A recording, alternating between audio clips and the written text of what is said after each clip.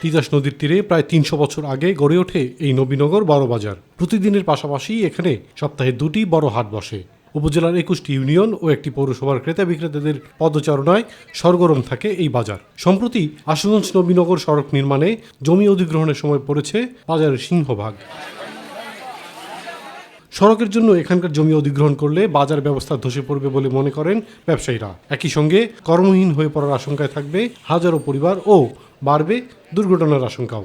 এই বাজারের একটা অংশ যদি চলে যায় হাইওয়ে রাস্তার উপর, বাকি অংশটুকু আস্তে আস্তে দিনে দিনে বিলীন হয়ে যাবে। আমাদের একটা নিবেদন থাকবে সরকারের নিকট, নবীনগর প্রাণ কেন্দ্র থেকে না ভেঙে অন্যত্র দিয়ে রাস্তাটা হলে এবং এটা মার্কেটের ঠিক থাকে এবং সৌন্দর্য বৃদ্ধি পাবে। আমি ওইটা দিয়ে ঘর সংসার চালাই, এরাও ঘর সংসার চালা পাই, বুঝছেন না? মানে যদি আমার দোকানটা ভাঙিয়ে দেয় পাই তাহলে আমরা তিন পরিবারের রাস্তায় কষ্ট। সড়ক ও জনপথ বিভাগ জানিয়েছে, ভূমি অধিগ্রহণ প্রক্রিয়া শেষ না হওয়ায় সড়কের অ্যালাইনমেন্ট নিয়ে নতুন করে চিন্তার সুযোগ রয়েছে।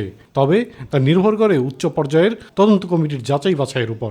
তো আমরা এই বিষয়টি নিয়ে ইতিমধ্যে স্থানীয় এমপি মহোদয়ের সাথে আলাপ করেছি, তিনিও বিষয়টি জানেন এবং একই সঙ্গে আমি আমার ঊর্ধ্বতন কর্তৃপক্ষকে এই বিষয়টি মৌখিকভাবে অবহিত করেছি।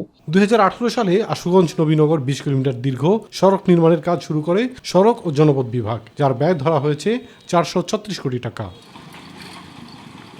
ইলিয়াস কমল, মাই টিভি।